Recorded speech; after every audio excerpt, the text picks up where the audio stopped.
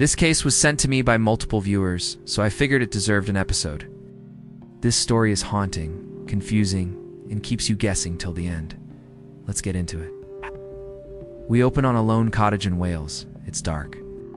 All we can hear is this soft music box tune. Then it suddenly cuts out. Narrator. She was alone. The house was silent. And yet, she heard music. A piano melody. A choir singing old hymns. But no one else could hear it, not even when it played all night. Meet our patient, Eleanor, 74-year-old woman, who leads a quiet life in a cottage in the countryside in Wales. She spends her days reading, gardening, and doing crosswords. At first it was soft, but soon it grew steadily louder. She didn't want to believe that she was going mad. She stopped going out, convinced that people would think she was crazy. She tried desperately to focus on other things, to bury herself in books and crosswords, but it was hard. The music never stopped. Even when she tried to ignore it, it only got louder. She began crying at night, afraid and confused, wondering what was happening to her.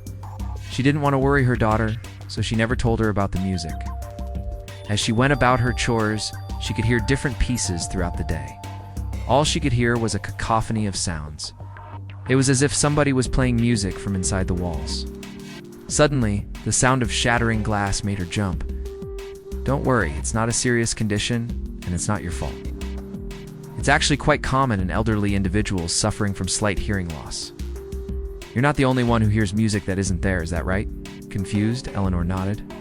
She screamed, certain that the walls were vibrating with the music. Her cries woke up her daughter, who rushed over and convinced her to go to the emergency room. Musical ear syndrome occurs when the auditory system receives too little stimulation. That's why it's most common in elderly individuals whose hearing is compromised. The music will disappear if I wear a hearing aid. Start with hearing aid therapy and see how it goes.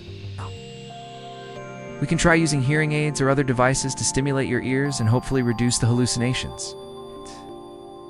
It might take time, but it's worth a shot. She wanted to understand the music, to make sense of it, but it seemed like a puzzle without a solution. The brain then activates musical memory circuits, pulling from stored memories. But wonder, what if the music wasn't just a symptom? What if it was trying to tell her something? Maybe it was her subconscious mind reaching out, trying to communicate with her. Or maybe it was something more sinister, a haunting melody that would follow her for the rest of her life. She remembered how the music had started subtly, how it gradually increased in volume and complexity. She also remembered how she'd initially dismissed the music as just part of her grief. But now she realized that it was something more, something that would forever change her life. And the result is you begin to hear songs, instruments, even full orchestras that don't exist. It's not a delusion. It's an overcompensation of the brain's auditory cortex, similar to how people with amputated limbs still feel fingers. If you look at the brain scans of people with musical ear syndrome, you can see activity in the parts responsible for processing music. It's like your brain is trying to fill in the gaps created by your hearing loss, except it's not just filling in gaps, it's making its own soundtrack. Sometimes it was a march by Beethoven, sometimes a melancholic opera. When they offered to conduct a hearing test, Eleanor readily agreed. Finally, a sharp-looking young neurologist sat down with her. He looked at her results and smiled politely. Actually, it's quite common, especially in people over 60 who suffer from slight hearing loss. I see it every day. You have a type of auditory hallucination known as musical hallucinations.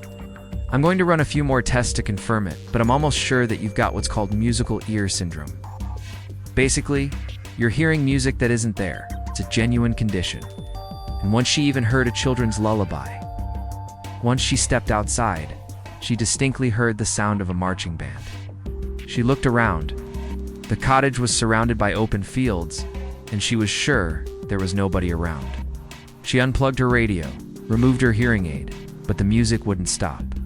Classical music, particularly Mozart, plays softly in the background. Eleanor described her symptoms, but the doctor was skeptical. He suggested that she might be having early-onset dementia. He ordered standard memory tests, but they were all normal. An MRI scan revealed nothing unusual. For years, her life was peaceful. She had a loving husband and a great set of friends. But unfortunately, her husband passed away 5 years ago. And since then, Eleanor has spent her days in silence. That is, until one night she heard some faint music coming from somewhere in the house. She assumed it was the radio in the neighboring room, playing a very quiet melody. She switched off her bedroom radio, but the next morning she heard the same tune again. She shrugged it off, assuming that perhaps she misheard the previous evening. But after a few days, the music returned. This time she distinctly heard the tune. It was an old opera her late husband used to love. On the third day, Eleanor noticed that the music played throughout the day. Now terrified, she called her local GP. But when he arrived, he couldn't hear anything but silence. Days turned into weeks, and the music kept playing. Eleanor started to panic. Then one night, everything changed. The music suddenly turned chaotic. Eleanor heard drums playing out of tune notes. The melody was gone. At the hospital, doctors performed several tests. They examined her ears, checked her hearing, and asked her questions about her past. "I see that your hearing is working normally," he said, "but you seem to be able to hear music nobody else can." "Well, that's not abnormal," he explained. Relieved, Eleanor shared her entire story with him, and he listened patiently. When she finished, he broke into a smile. "Well, Mrs. Hughes, I think I know what's causing this." "What is musical ear syndrome?" "Well, let's find out." After running more tests, the doctor confirmed his diagnosis. He sat down next to Eleanor and explained, "Mrs. Hughes, you have a very rare medical condition known as musical ear syndrome, or MES." Eleanor felt a mix of emotions, relief that she wasn't going insane, but also sadness that her life would never be the same again. "How does it work?" she asked. The doctor explained. He paused. "Don't worry, Mrs. Hughes. There are ways to treat these symptoms." As he spoke, Eleanor thought back to the past few months. She thanked the doctor for listening and understanding her. "So that's it, right?" she asked hopefully. The doctor smiled. "Well, it's possible. It won't be easy, but it's definitely worth trying." Eleanor was grateful for the doctor's optimism, but she couldn't shake the feeling that something was missing. As she left the hospital that day, she couldn't help. One thing was certain, though. Eleanor would never hear music the same way again. Thanks for watching. Hope you found this interesting. Check out this episode if you haven't already.